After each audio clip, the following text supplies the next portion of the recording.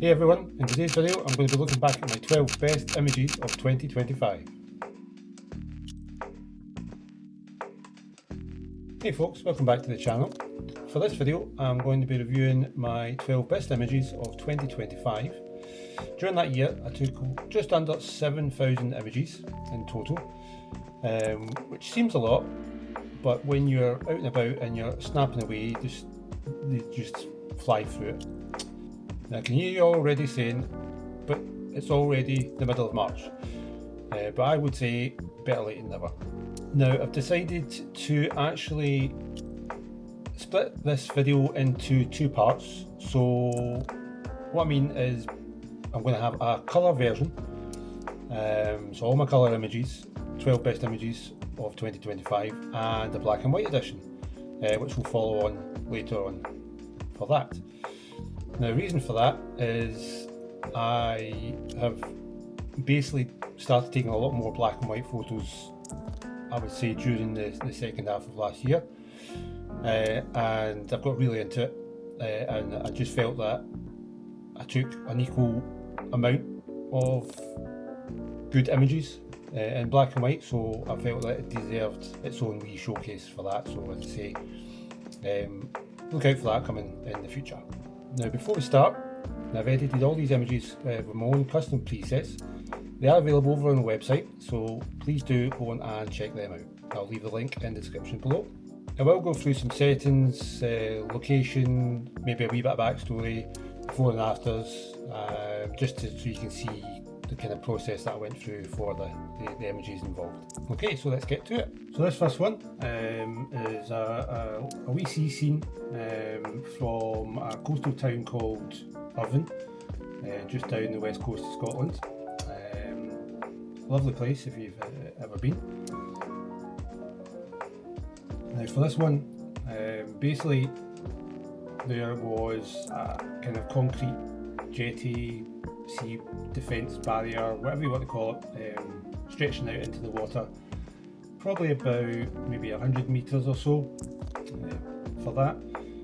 At the end of it there's a kind of, not a monument, but a compass, kind of brass compass set in stone at the end.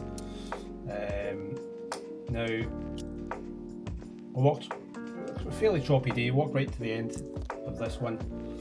There was a wee kind of stone barrier as well, so I stepped over that, so it's you can see there at the bottom of the picture, or I can imagine it being quite slippery, so I didn't venture too close to the edge of that. The good thing was the waves were coming straight at the jetty, so it kind of, even though the lines are going horizontal across the image, because there's multiple waves, it kind of does still lead you into the picture, which I quite like. There's also what's called a kind of wooden groin that you can see in the centre of the image, that's trapped a tree log, or whatever you want to call it, that disappears into the sea as well. That kind of adds a nice wee trail into the sea for that as well. Now, skies were pretty calm, boosted some contrast. This was taken in, let's have a look here, middle of January of last year, so right at the beginning of the year. I like this because of the blues and the greens in the water, and yeah, 1/400 for the second, 7.1 just to capture as much detail as possible. A low ISO, and with the 33mm 1.4, which is nice and sharp in most or any cases that you can use that, so definitely a good one there. So on to the next one. Now this one was taken in my very own hometown of Paisley, which is just outside Glasgow, again in Scotland. Anybody visiting, please come visit, it's a nice wee town. Image itself was taken around about the end of January again of last year, and features a waterfall. There's a river that goes through Paisley called the River Cart, and the building you see in the background there is what's left of the old fabric mills that used to be present in Paisley. We probably heard of the Paisley pattern, that's where all this comes from. But this image really didn't start off with the intention of going for a long exposure. I was down just kind of exploring that wee bit, seeing what I could do with the camera, and just progressed into a long exposure. Normally I go for a wee starburst in these kind of situations with the sun just peeking around the corner of a building or foliage or whatever, but I felt like if I hid the sun behind the building, it illuminated the area a wee bit more, and I could capture that ray of sunshine that was kind of piercing through the waterfall there. Which I'm glad I did, because the colours that it brings up are just phenomenal. It really emphasises the photo, so I do really like this one. I was taking 13 seconds for this one, so as I say, a long exposure. I think I might have forgotten my ND filter, because I'm up at f22 for this one, so I definitely think I might have forgotten the old ND filter. So top tip, remember all your stuff when you go out and shoot. ISO 125, and this was taken with the absolute legend of a lens, 16 to 55 2.8, with about 28mm. That lens is, I've had that lens for about 10-12 years and has never let me down at all. Absolute legend of a lens. But yeah, again, nice soft image. Definitely a few things I would do differently next time, but I've yet to have seen the sun in the same position or anything like that since. I have been looking, but it's been very difficult. It's one of those one-off images almost. Okay, on to the next one. So moving over to, this is Prague. This was taken the beginning of first week of February of last year. We decided to have a wee city break in Prague. Never been before. A beautiful city. I would highly recommend if you are thinking about going there. This was, let's see, this in the previous photos, just so you know, by the way, was taken with the X-T5 as well. I forgot to mention that. Again, very nice camera. So as I say, taken in Prague, this is where, as we were exploring around the city. Sun was just rising. It was quite early in the morning, so sun was pouring down the streets, and this one in particular I quite liked because you can see the lampposts going into the distance. And again, I kind of opted not to have the kind of sun star effect for this one, a bit like the last image. Had the sun behind it and it illuminated the scene a bit more, gave me a bit more shadow. And I took a couple of photos, but then I seen this lady walking down the street, and her hair was, I think it may have been because it was a different colour here, it was getting illuminated, or it seemed to be illuminated more than most people. So I waited till she was a bit closer because the shadow was stretching out in front of her as well. And I got this picture. Now, one of my favourite things about this image is where I never noticed at the time, but when they reviewed the image, there's a pigeon. I don't know if you can see that there. Pigeon just casually walking about, minding its own business, and I really like how it just fits so well into the images. It just seems like it's part out doing its shopping, or just so natural sitting there, or walking about even. So I really like that picture because of that. I don't think it would be the same without that pigeon. I think the pigeon made that image there. Okay, so this one is some of you might know already. This is again still in Prague. Prague Castle and Charles Bridge, very famous landmarks in Prague. Probably what most people go to see, or go to Prague to see, in the first place. Now this was taken at sunset, again as I say it was in the first week of February. Now it was very cold. I do recommend going about this time because it was before the holiday season starts, I would say. There was very little people there, not many people at all. I did go later on in the year, and the difference in the amount of people there was exceptional. And so if you want to avoid queues, all that kind of jazz, go in February. You do need to wrap up, as I say, it's very cold, but you do avoid all the queues. Everything's still open. You would expect everything to be shut because it's before the season, but everything is still open. Most places you can walk right up to the desk and get your tickets and walk straight in. Some of the places you were advised to book 2, 3, 4 days in advance. During this point you could just walk straight up and go right in. Anyway, this was sunset. Now believe it or not, this is very close to the original image that I'd taken.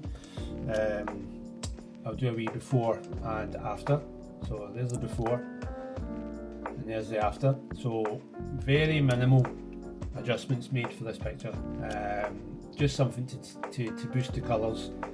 And the colours are absolutely stunning in this picture. I couldn't get over how well or how rich the colours were in the sky at that point. Seeing the sky with my own eyes looked like that, I've never seen anything like it. I think it might have been the kind of frosty air that kind of added to it, but absolutely stunning. And nice calm waters in the river there as well, just added to that. Remember to comment down below on which image is your favourite. Tell me why, or if you've been before, or what you would do differently. For this one, a long exposure again, 8 seconds, f16, 125 ISO, 22mm, again with that legend of a lens 16 to 55. And I played about with a couple of shots, a couple of kind of focal lengths, but I think a slightly tighter one on the bridge in the castle was turned out the best one. So remaining in Prague, this one is from inside the Prague Castle you've seen in the previous picture.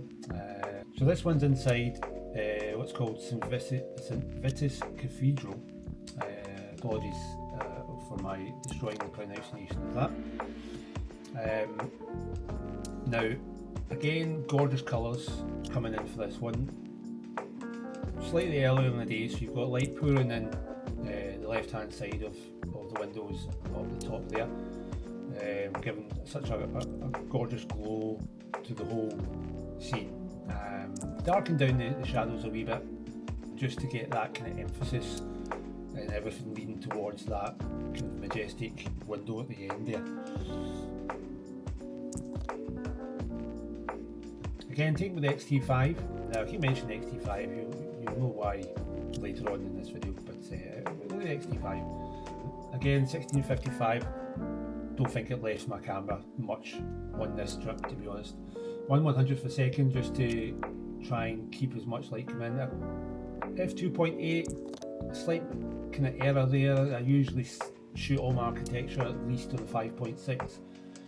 But again, we live and learn. ISO 400 for that. Okay, now this one is probably one of my most favourite images of the entire year.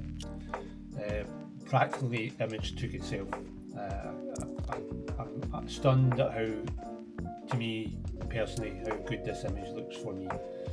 So this was on top of Charles Bridge itself, walking across towards the castle you've seen in the previous pictures. You can tell, same kind of time, maybe slightly earlier, just with the colours in the background, the pinks, the purples, the blues, absolute gorgeous colours coming through the skies. For that, buildings are so well lit as well, no kind of these orange lights that you get, natural lights on the bridge and the architecture itself. And what for me was the cherry on top of the cake was the plane going overhead. That plane overhead just finished off the picture for me. It was just added so much to it. I can't say much more about the picture, to be honest with you. Again, it just took itself. We'll show you a wee before and after for that one as well. So that's obviously after and the before. So you can see that was what I was looking at, and then with a wee boost of colour in there for that. The pictures were practically taking themselves. I couldn't believe how lucky I was getting with these pictures. Okay, so moving on to the next one. This time we have moved over to Berlin. Now, I've been to Berlin a couple of times now. Absolute wonderful city. Highly recommend again if you've never been. So much to go and see and explore in there. Such a great place to visit. So I highly recommend it. So this one, this is about middle of June for this. So height of summer. It's quite warm in Berlin. It can get quite warm in Berlin as well. Height of summer, as I say. Walking about, just exploring. I think this may be the first day for that. Found a wee market, but to get to it, there was this bridge, just a bridge with trains going over the top train station, stairs leading up to the train station, but it was quite shadowy, quite dark underneath, apart from this kind of shard of light that was shining down from the platforms up above. As soon as I seen it, I knew I had to just wait and capture someone going up the stairs illuminated by this light. It was one of those things that just caught your eye, and you had to just then start fishing, as the term is, and waiting to see what you could get. And I seen this. I didn't have to wait too long. I seen this kind of old guy walking up the stairs. So I fired off a couple of shots and I got this one. I love the blues on the wall. There's a slight graffiti mark there, a wee bit of red, kind of contrasting with the blue, which is quite nice. It goes with the sign above with the blue and the red in the sign, and then again the blue stripes in the guy's shirt as well. I think it works really well for that. But yeah, just a nice picture. Just love that picture so much. Taken 400 as a second, f4, 125 ISO, and the 33mm, which is a great lens for street photography. So yeah, if you ever get a chance to play with the 33mm one, 1.4, do take out on the street. It's very good. Okay, so staying in Berlin for this next one, again one of those photos that just takes itself. This was inside the Berliner Dome, or the Berlin Cathedral as it's otherwise known. So obviously looking up at the dome itself, sun was slightly lower in the sky, which I was quite lucky about, because that meant that you just seen the light streaming in the sides of the windows that you can see here. The intensity of the light coming in that middle window, and then it dying off as it goes round the sides. Beautiful stained glass kind of windows effect at the very top of the dome there as well. The light catching just the right part of that stained glass work there shows you how stunning the architecture, the way it illuminates different parts of that architecture there as well. This was slightly slower shutter speed for this one, so 30 for the second, f4. I wanted to keep the f-stop a wee bit higher just to try and get that detail. I didn't want it too soft. ISO 125 for that one, and the 22mm. I did try something a bit wider and also something a bit more cropped in, but I felt this one definitely was the better of those options. Now again, I'll do a wee before and after for you here. So you can see it's a wee bit of difference for this one. I think I've just seen the potential for that. Again, as I say, these are edited with my preset packs, so a couple of clicks to start off, and then a couple of adjustments, and Bob's your uncle. So please again go check them out. As I say, I'll leave the description below, link in the description below, pardon me. So yeah, turned out extremely well. I just love the way the gold fluoresces almost in the light of the sun in this image. It just highlights all the right spots for me for that. Okay, so again, still in Germany now. This is in the Berlin Zoo, which is one of the best zoos I've ever visited. If you ever, again, go to Berlin, visit the zoo, it's highly recommended. I've been there twice now, and the 2 times I've visited myself, and I would go again at a drop of a hat. It's such a good place to visit. For that, it's a good place to practice your wildlife photography.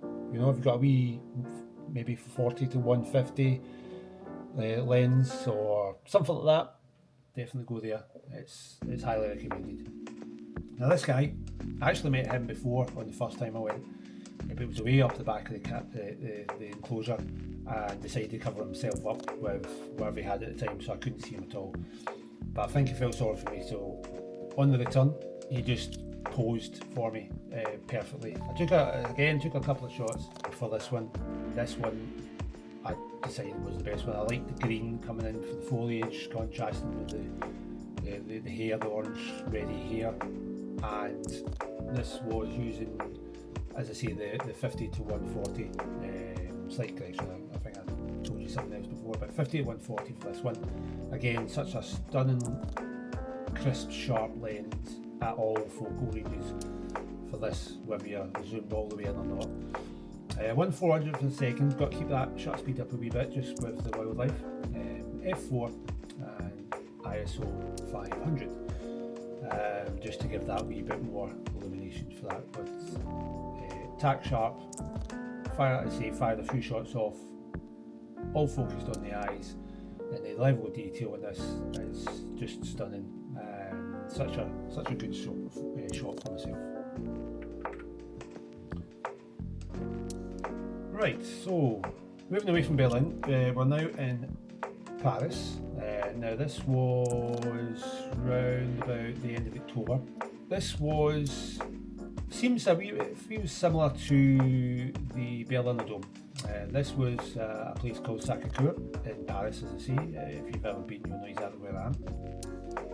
Again, as soon as I walked in, it was probably about midday, but sun at this point of the year is starting to set anyway. So again, just lucky with the light just streaming in the windows at certain points, as you can see from there, highlighting the angels on the walls. Everything else in complete darkness. Well, I'll lower the shadows down just so giving me a wee bit more contrast in the images for that. Beautiful detail in the architecture. Now this was, again, because we're inside these big kind of halls up, unless you're looking directly at where it's illuminated, it is quite dark. So again, 80th of a second, f2.5. Again, maybe slight mistake, could have maybe had that up about maybe f4 just to get more detail, but it came in quite crisp anyway. The 33 is good for that. ISO 125, I say the 33mm for this one.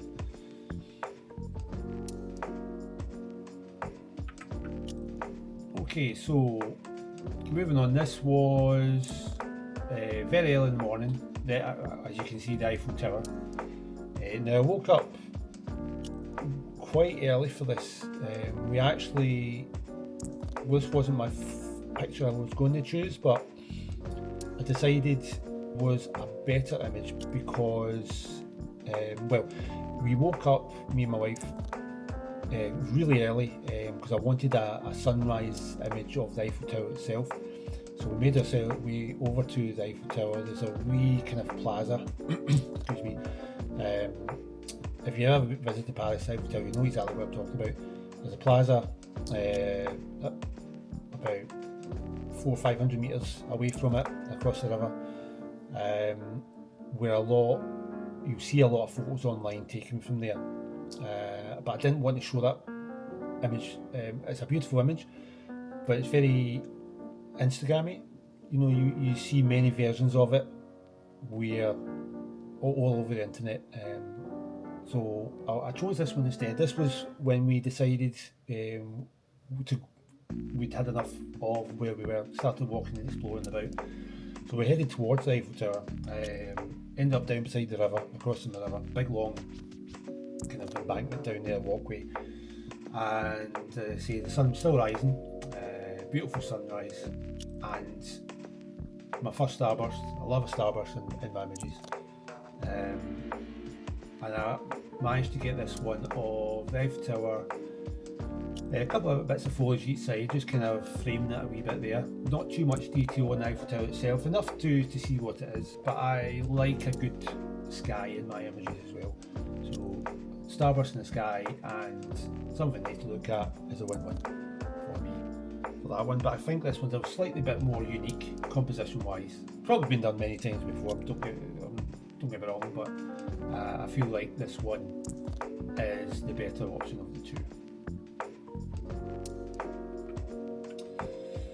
Okay, so again, obviously still in Paris. We went to visit the Louvre. I had to go there with, as you know, if you see my previous video, my art background. I've got a degree in art. I've never seen the Mona Lisa before with my own eyes, and to see such an iconic painting was a highlight of the trip, if not most trips I've been on. Anyway, I actually got here with this kind of image already in my mind, and it's actually 3 images stitched together for this one. Now, the reason I stitched the 3 images together was I had the Viltrox 75mm 1.2 on the camera at this point. Now, the reason I had that on was I didn't want to get too close to the painting itself. I wanted to have people in the picture. So having the 75 meant that I could then stand further back, get a nice crisp shot of the painting, but then have enough of the other tourists kind of blurred out in the bokeh, just to give it a bit of depth in that image. And I think for me it turned out, I couldn't have hoped for anything better. It turned out really well. I did a few tries at it, but again, this was the first one, and the first one was the best one. I'd say really pleased with this image, and the kind of panoramic effect of that image. Okay, so this one, this is back in my hometown of Paisley again. Now this was shot round about end of November, somewhere around there, like that, I can't remember exactly. Walking home from work, one of these chance photos that you get, and I always carry my camera pretty much everywhere I go, every time I go out, just in case I see something that I want to take a photo of, and this was one of those times.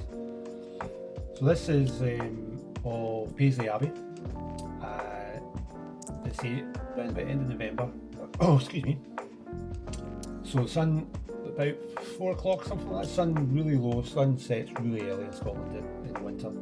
So obviously sun setting really low here, but just at the right elevation above ground, I managed to capture a nice starburst in there.